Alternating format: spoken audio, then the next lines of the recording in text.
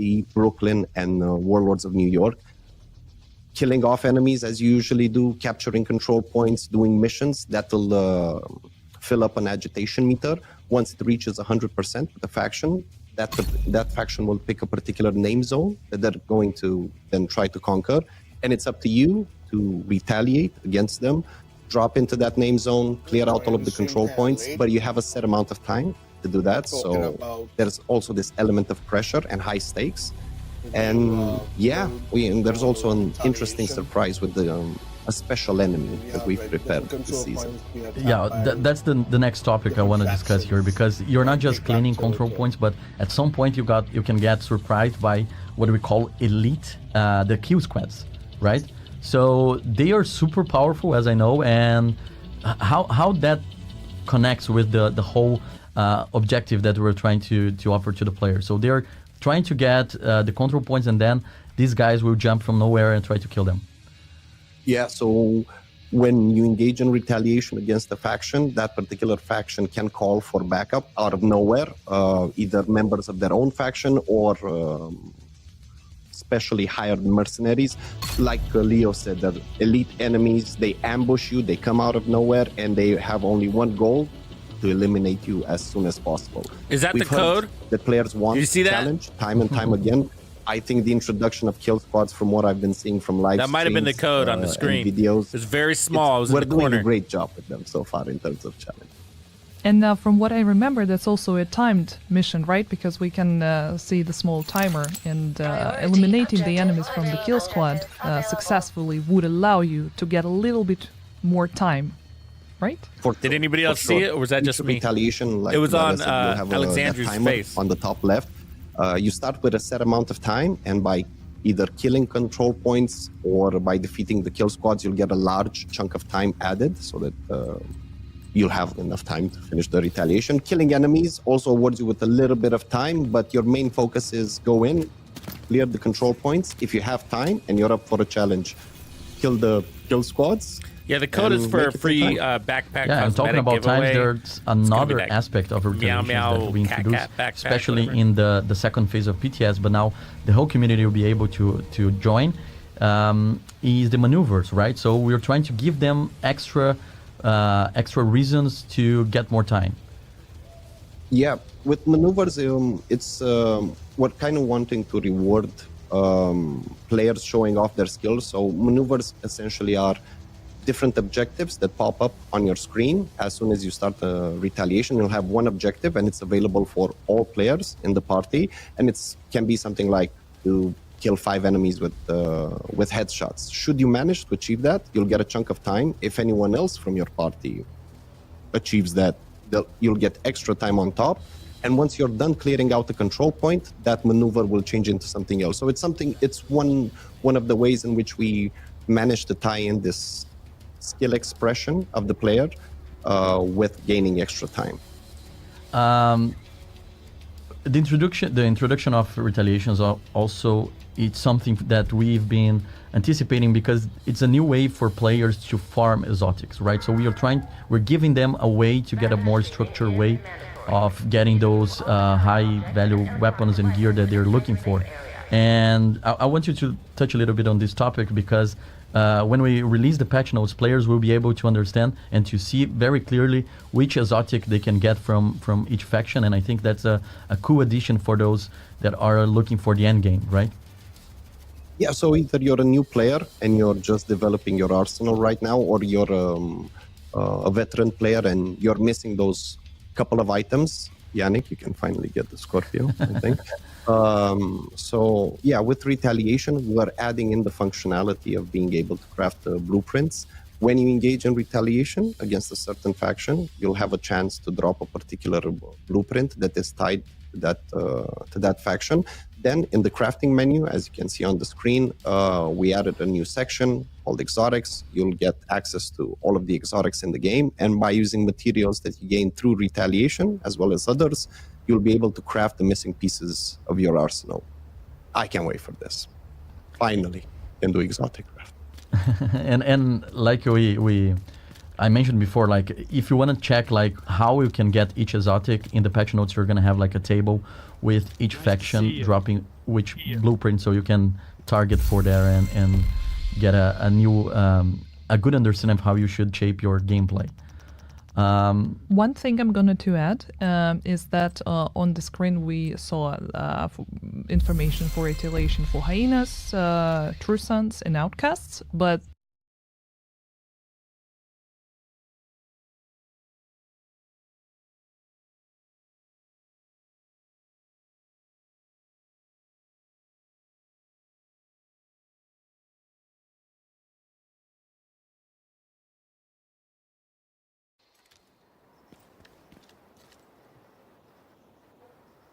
that's not it. There's also going to be an opportunity to get the retaliation event from Rikers and also from Cleaners. Yeah, so if you don't have the DLCs, you can also get that as well, right?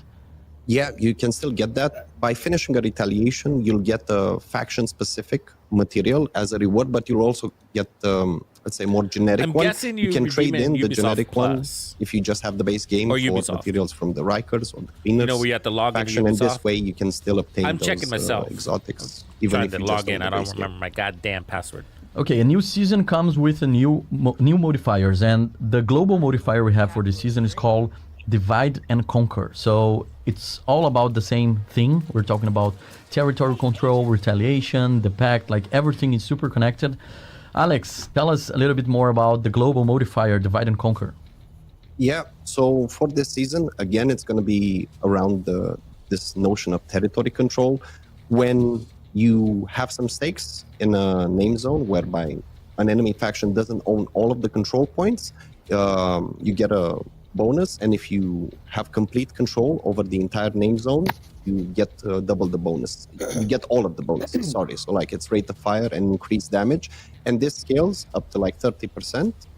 And it also scales based on the amount of name zones within the territory. So obviously for DC, you've got 11 name zones. It's going to take a while, but the increase in damage is stronger earlier on. We've heard the feedback from PTS that it was taking a long time to get these bonuses, while for Warlords of New York and for Brooklyn, fewer name zones, so you're going to be able to stack this bonus quicker.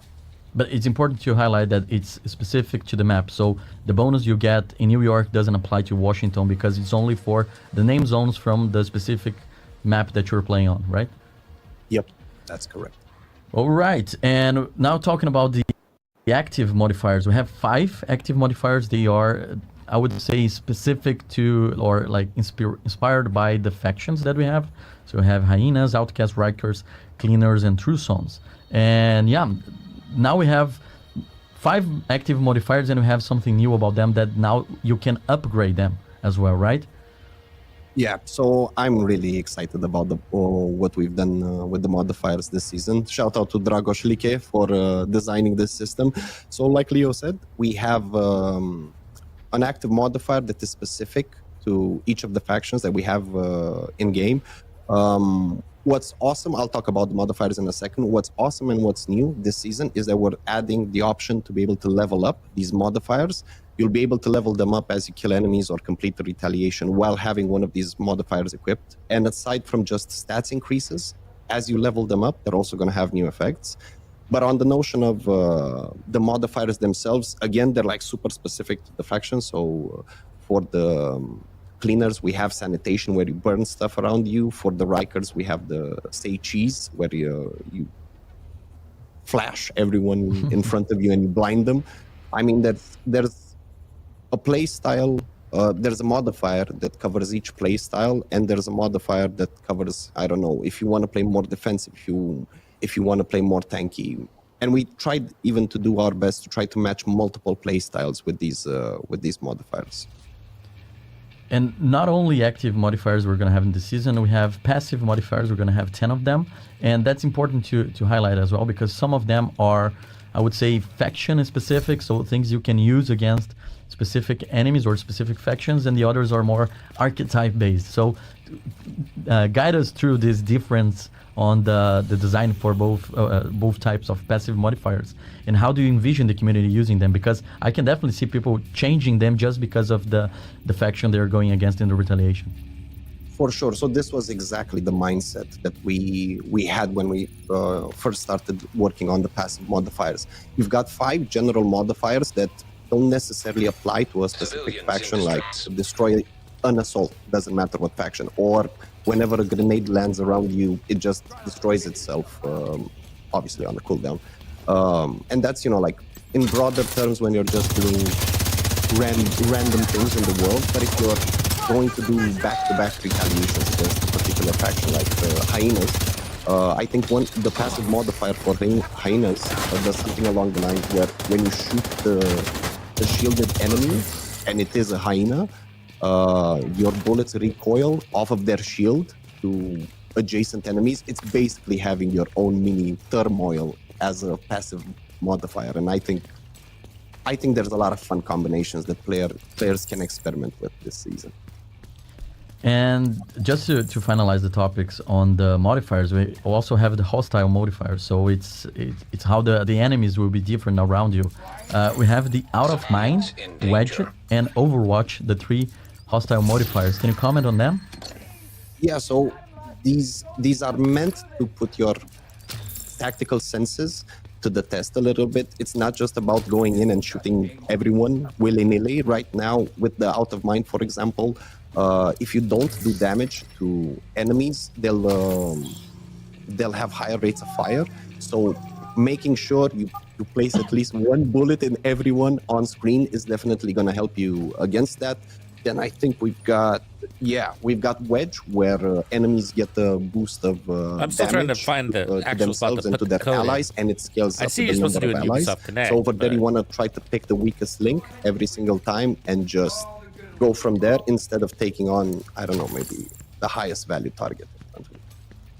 Yeah, so a very interesting season, and it's so cool to see that all modifiers Thanks, they Skelly. are I see that. I'll try that. connected to the theme we were trying to bring to that. Like everything from the narrative to the gameplay, it's all around the same theme. That's something very, very cool. I personally like as a player that we have everything very well connected. And what's your expectation for the players now with the modifiers? Because you mentioned a little bit about playstyle, and I feel that we're offering them a lot of tools to go after the factions and understand their priorities. Like, should I get more time? Should I get the kill squads? Should I use this? Should I do that? Like, even the hostile modifiers. Like, how do you see players like changing the way that they engage with the game based on those? Okay, yeah, it said it's not I'm valid hoping for me. that with all of the either. modifiers, active Trying ones to and process passive it, ones, I that this will double-checked the encourage code, players to and that is the experiment. correct Just code. having a mini So maybe turmoil it's just at not hand active yet, or it was within one of the limited? passive modifiers, maybe I that don't frees know. up a slot That you've code is been correct, though. using for turmoil, for example. Unless And they're it's gonna do about another one. experimenting and mixing and matching. Obviously, if you pick an active modifier and you invest in it a lot, by which It's you a play cat a backpack. lot of time with that active modifier, you'll be able to level it up, and they gain new effects as they level up, not just stats increases. So I think I'm hoping that players are gonna experiment with the variety that we put in front of them, and maybe they're gonna switch up their builds a little bit. Yeah, and this is the special report for the new season that's starting tomorrow, the Pact. And with the new season, we have the modifiers, as we spoke about that, but also we have new gear. So we have the Urban Lookout brand set. That's the one that a lot of people gave a lot of feedback on the PTS. Can you tell us a little bit more about the design of that and how we changed that during PTS? So for the Urban Lookout, it was designed primarily around the utility / support aspect, whereby was that the Urban Lookout that I'm looking at? Kill duration, armor reloading. So yeah, I think this was the one where if you reloaded, it would give bonus armor. But I'm seeing something else on screen right now. Oh no! So this is the one like determined, but it's not determined in that case. Yeah. Now it's coming back to me. So yes, this is us encouraging the community. Hey, have a look at this. Try something else. Mix and match different builds. We're giving you the option of like being able to do headshots in a deterministic manner. So hopefully this satisfies that bit for the determined players. I don't know what he's talking And about. we also have the tipping scales gear set. So This maybe is no you're confusing way with that because we anything have like the determined. brand set, whatsoever. Urban Lookout, and we have the gear set, the tipping scales. That's one of I think he meant the shroud. gear that we put on PTS. And we the got a lot of shroud feedback is a as good well alternative because of the to determine. LMG It is. and For those who love SMG discussion, like assault rifle. The players gave a lot of feedback about the stacks. Can you tell us a little bit more about your design choice on that? Like how those stacks work, what we're trying to achieve here, what we're trying to encourage for the playstyle? For sure. First of all, normally we joke that we balance the game so that it aligns better with what Yannick is playing. Well, I'm an LMG player, and this is an LMG set, so welcome to a new age of balance, I guess. I'm joking. But yeah, with the tipping skills, I saw the comparison between this on the PTS and on Twitch and on YouTube, the comparison between this and strikers where you're stacking stacks continuously. While I get that there might have been a concern regarding how many stacks you lose, specifically if you're using an LMG and you have a longer reload time, we have this option of you don't lose stacks while an enemy is suppressed, so you have to play around this in order to get the maximum profits. And do remember that you're gaining weapon handling with these stacks, so this also helps with your reload speed. I think right now it's in a good place, as long as you play to its strength, whereby maybe before reloading you make sure that you've got 1 or 2 enemies suppressed. But yeah, that's not to say that I'm not open and listening to feedback as the season progresses. Yeah, this is something very important because we know that just a part of the community was able to play during the PTS, and we are always checking the feedback, everything that you guys are sharing with us. So please go there, play the game tomorrow, give us feedback because we are actively looking for that so we can make changes as soon as possible to make this experience even better for you all. What we have now in front of us is the new named weapon. So we have Achilles. It's one of the new named weapons for this season. Now I hate when they come out with is shit like the this. Rifle. Any comments on that?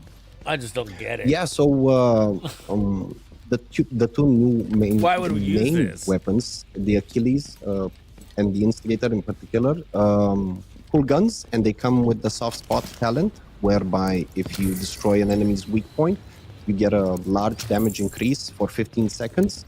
It gives you ample amount of times to, I don't know, play around it. I want to say, I think so. Yeah, the Achilles is the rifle, and the Instigator is the MMR, both coming in with soft spot and perfect soft spot. So I think it's going to be interesting to have them in our arsenals moving forward. Yeah, the other one that you're talking was the Instigator, the marksman rifle that we're seeing on the screen right now.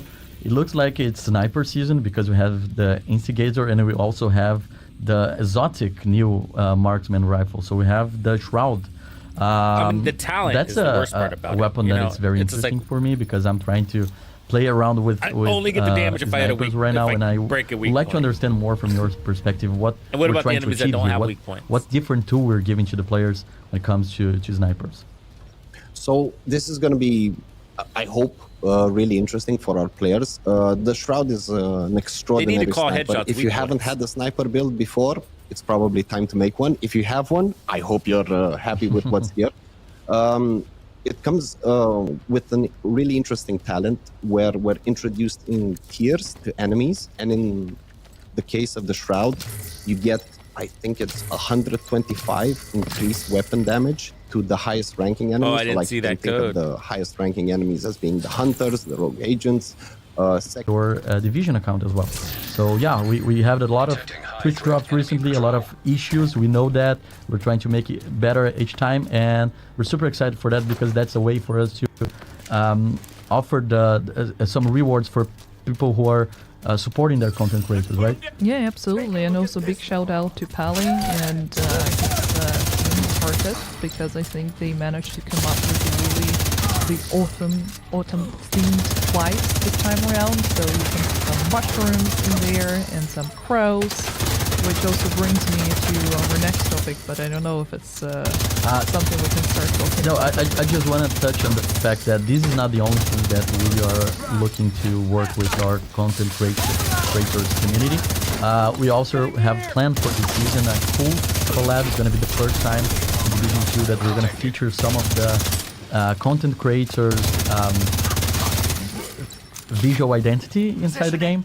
We're super excited for that. We have some stuff planned already. You guys need to wait to see how it's going to play out. But we're super excited to have 3 content creators with us for this specific season, but it's not all. Like, we have plans to do with more people. We want to increase our collaboration with content creators from our community. So if you want to be part of that, if you have like a favorite content creator, make sure that you tell us that you tell us who they are. So we want to know who are the good content creators that we have out there in our community. And yeah, we want to they don't like to invite me to that stuff. Flash as much as I don't know why creators possible in our game, and this is just the beginning of a cool thing that we're planning. Right?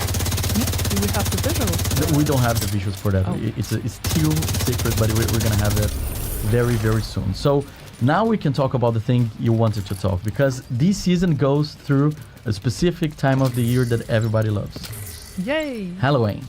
So we're gonna have a Halloween show event. Some assets. It's confirmed, and look at that. Players are able to see something very special in our screen right now. Can you tell us a little bit more about this event? Yeah, so actually whatever we see on the screen right now, and I guess it's alright if I start with that, is called Huntsman. Okay. So it's a new NPC that sick. players will be able to encounter in the open world once the event starts. But Huntsman won't come alone. This character will have the army of his little mini warhounds. Yes, you heard it right, the warhounds, but they're small warhounds.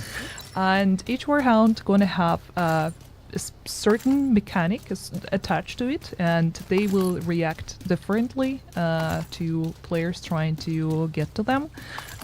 But what's interesting about this specific part of the event is not only the new gameplay that comes with this huntsman person that looks suspiciously similar to hunters, but we don't know that for sure yet. And the pack of small warhounds is that by hunting down the warhounds, you will get the directions towards the huntsman. And you will be able to get this very nice outfit.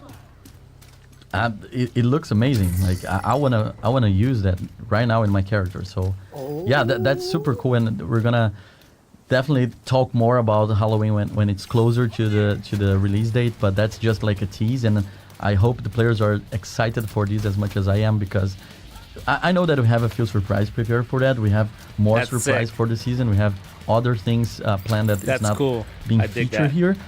For example, we have Black Friday. You know that Black Friday is an important date for Division. Yeah. But also about Halloween, that was not everything. There is more than that. Like, this year is going to be a huge celebration, even compared to last year, even though it was already quite big.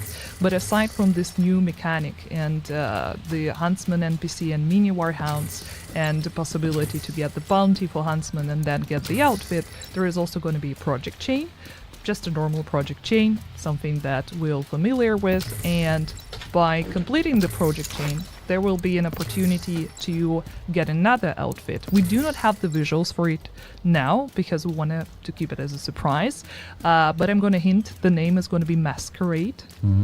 So I don't know, maybe it has to do something with vampires, who knows, because it's Halloween, right? It can be anything. But also, of course, through completing the project, you will also be able to get the named weapon. So there is 2 things already. More than that, we're hoping to have Halloween-style decorations in the game. I've seen a little bit of that. It's amazing. Like, it definitely gives a mood, right? It's very festive. So yeah, hopefully new named that weapon time comes soon enough, because I can't wait already. I really love everything that is Halloween, and cats as well.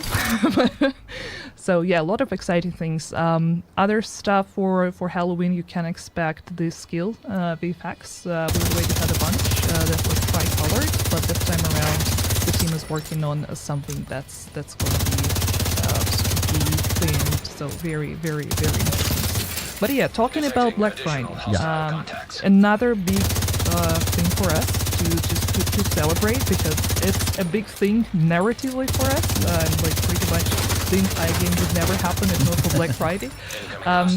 So yeah, this time around there are a few festivities planned around that as well.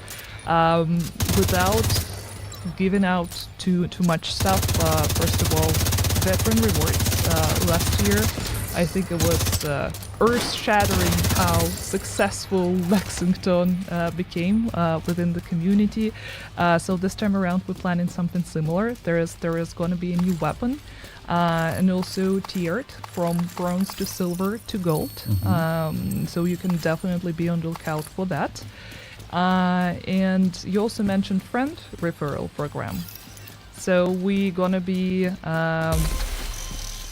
spicing it up with some new stuff, with some maybe new outfits.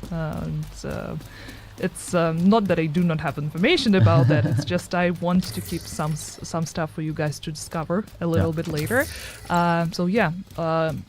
It's another perfect opportunity for those who are reliant for friend referral. If you want to get some friends playing together with you closer to the end of the season, around Black Friday, around November, that's definitely something that will happen. That looks amazing. It seems like we're going to have a very packed season with a lot of things going on in the game all the time, and that's some way that's what the community was asking for. Like when we had the players here in the beginning of the year for the studio tour, they mentioned like we want to have more things during the seasons, not just like joining in the beginning and playing the climax in the end. So I'm super happy. I know that we have more things here that we are not sharing yet, but it's gonna be an amazing season for our community, and we're